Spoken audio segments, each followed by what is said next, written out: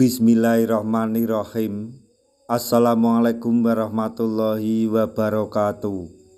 Masih bersama karduk.com.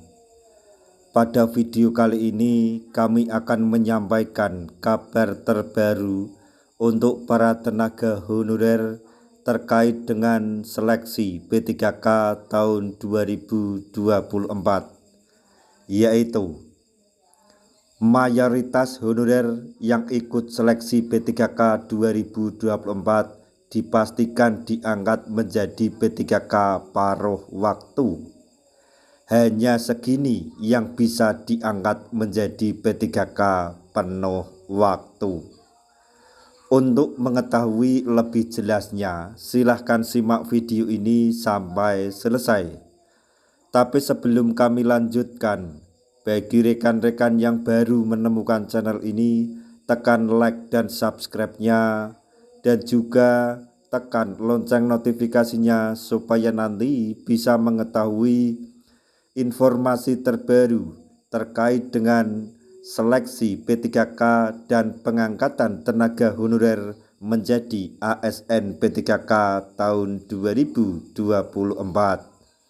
Sekarang mari kita simak dan cermati penjelasan yang ada di video ini supaya nanti tidak gagal paham.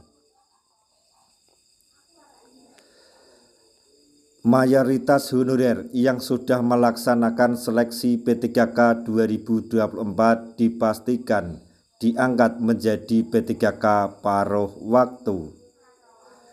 Hal tersebut mengingat keputusan Menpan RB yang menentukan kelulusan P3K 2024 melalui sistem peringkat terbaik, bukan lewat nilai ambang batas atau passing grade.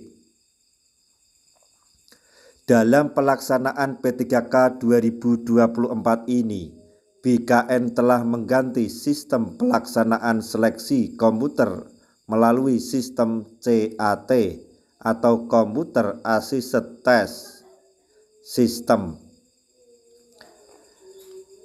Live score bisa dipantau melalui YouTube official BKN dan proses pelaksanaan uji seleksi kompetensi P3K 2024 lebih transparan.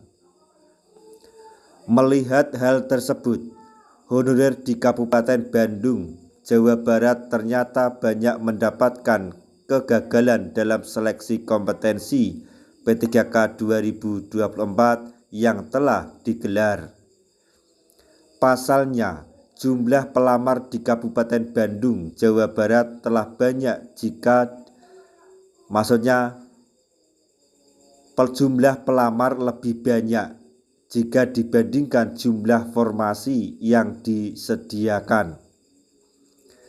Dari 6.070 honorer di Kabupaten Bandung Barat yang mengikuti seleksi P3K 2024, hanya ada 1.500 jumlah formasi yang tersedia.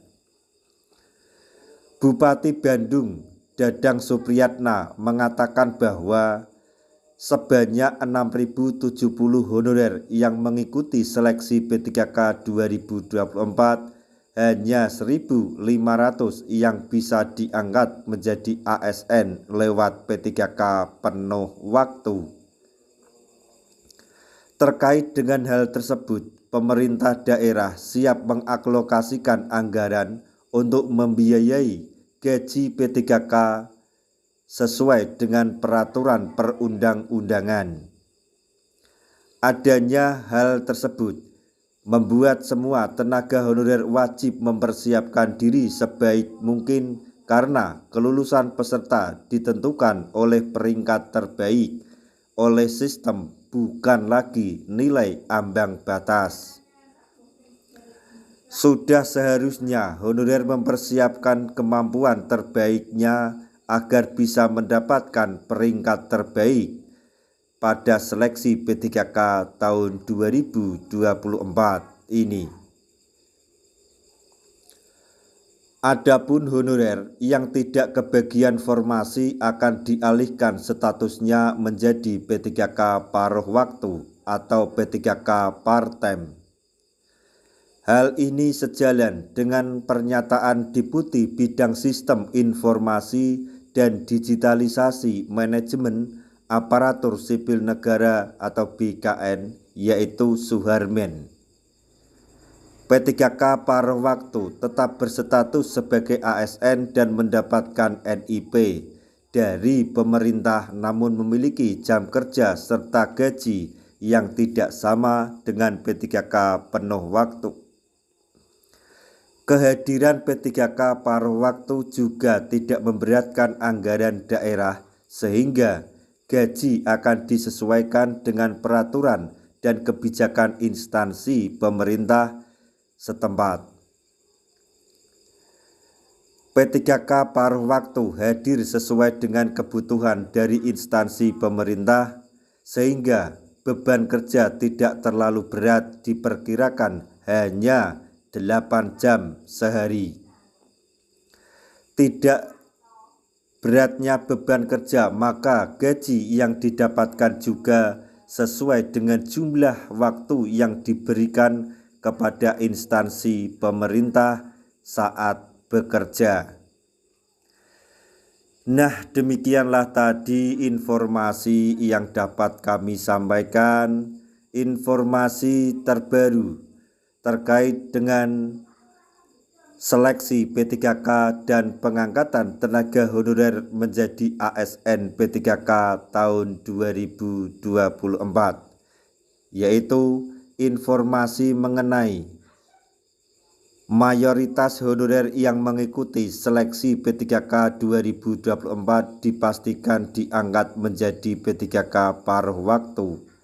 Hanya segitu yang diangkat menjadi P3K penuh waktu. Semoga informasi ini dapat bermanfaat bagi rekan-rekan tenaga honorer semuanya. Di akhir video kami mengucapkan banyak terima kasih. Wassalamualaikum warahmatullahi wabarakatuh.